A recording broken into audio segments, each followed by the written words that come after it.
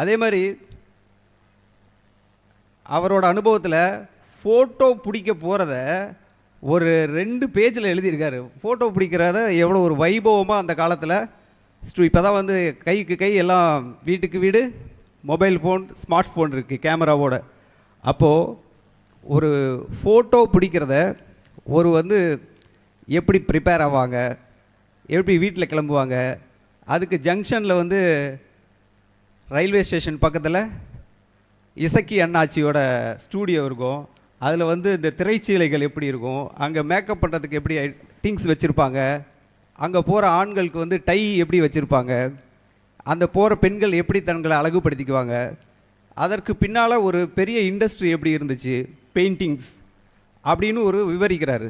அதே மாதிரி இப்போது ஒரு 2 வாரங்களுக்கு முன்னாடி பார்த்தீங்கன்னா பொங்கல் விழாவை பற்றி எழுதியிருக்காரு.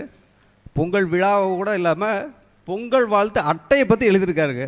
அப்படியே அதை படித்து பார்த்தீங்கன்னா, தயவு செஞ்சு படிங்க, மெய் மறந்துடுவோம்.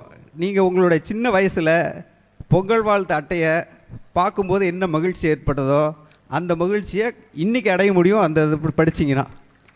ஏன்னா அந்த ஓவியங்கள், அந்த சிவகாசி மாதவன், கொண்டையராஜு, இந்த மாதிரியான ஓவியர்களோட சிறப்பான வரைபடங்களோட, அந்த ஓவியங்களோட வாழ்த்து அட்டைகள் இருந்ததை சொல்லியிருக்காரு.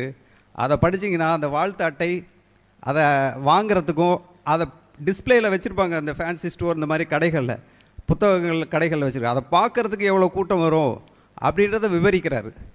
அதே போல் தான் அந்த பொங்கல் முடிஞ்சோடனே அந்த பொங்கலுக்கு அடுத்த நாள் கறி நாள்னு சொல்கிறோம் இல்லையா, இப்போ அதையும் குறிப்பிட்டிருக்காரு. அந்த கறி நாளை வந்து நம்ம கறி சாப்பிட்ற நாளாக மாற்றிக்கிட்டோம்.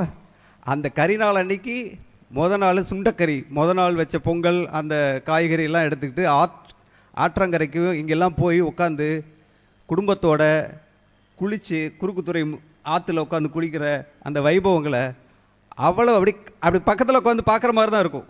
அவர் சொல்கிறது, அவரோட சம்பாஷணைகள் அதில் இருக்கிறத பார்த்தீங்கன்னா பக்கத்தில் இருக்கவங்க கேட்குற மாதிரி இருக்கும்.